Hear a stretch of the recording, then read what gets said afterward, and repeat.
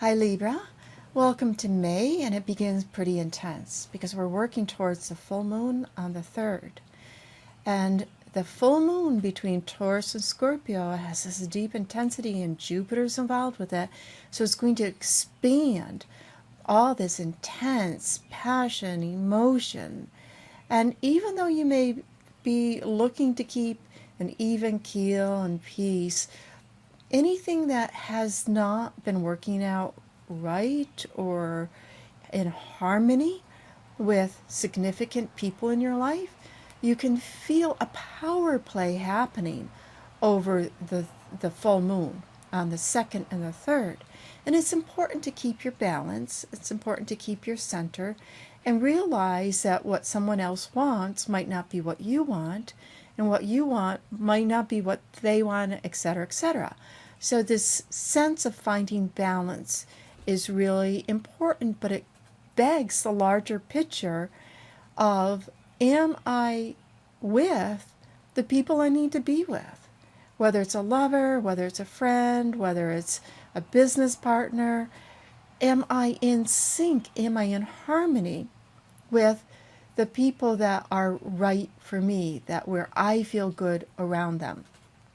Now, Venus, your ruling planet, is going to go from Gemini, which is fine. Venus in Gemini, she's been giving you lots of different ideas, maybe talking to different friends or different people about their, even something as simple as their vacation, inspiring you different ideas.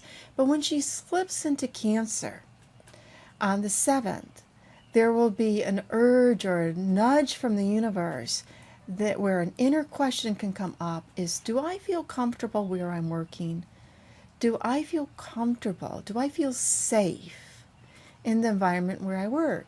And of course, there's all kinds of personalities on the planet, but to be in an environment where you can go to work and you can be yourself, do your thing, and feel safe within that context, it's really important while Venus is moving through Cancer.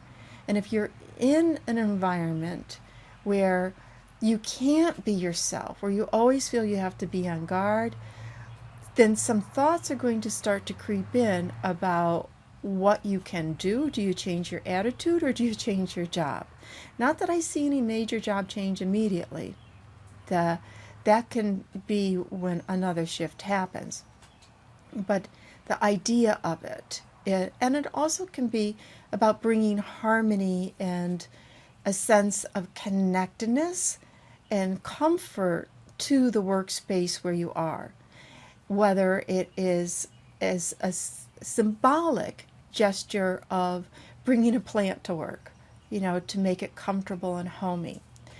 Now, on the 18th, we have the new moon in Taurus. This new moon in Taurus is pretty intense. It's on a fixed star that represents losing one's head. And this is happening in the sector that was activated with the full moon, about balance between what others expect from you and what you expect from others, and whether things are in balance. Now, part of this can be for you is that you might be looking at the financial part of life and what you want, whether it's doing something with somebody else or just for yourself, and whether or not you can afford it. And the urge can be is to do something whether or not you can afford it. That would be losing your head, right? Just jumping into something. I just have to have this. It's important to me, which there's no judgment on it, but that's the energy around it. 3 days later, the sun goes, and on that new moon, Mercury goes retrograde. Now, Mercury retrograde for you is, on the larger context, is about rethinking things that have to do with what you can know, and that will help you in the long term for what you want to accomplish in life. Now, some of this is showing a shift in your thinking. Sometimes it's like shifting, learning something new, but it's more about a shift in your thinking. Do you believe in yourself enough that you can accomplish what you want to do?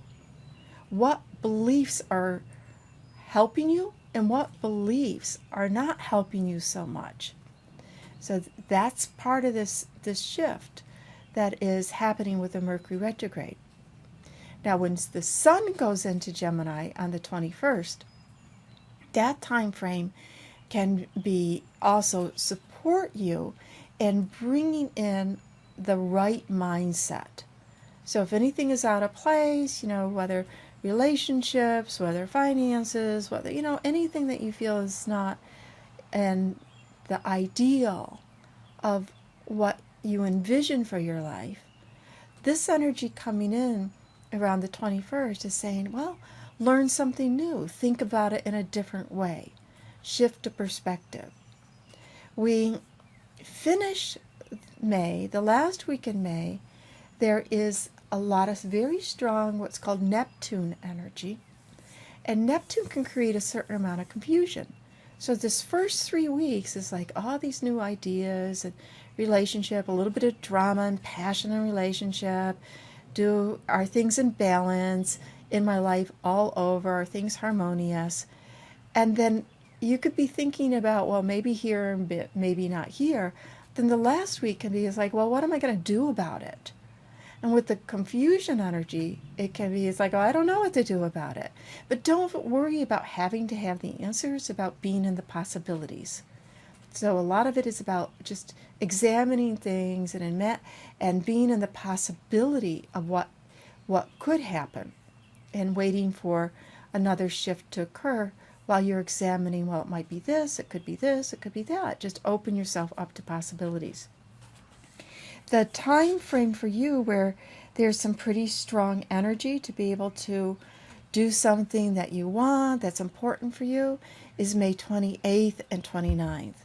So if there's something that you've been hoping for or is important to do or accomplish or you've been longing to do, those 2 days are strong days for you to be able to put into place and have a lot of activity or energy supporting you in pushing things through.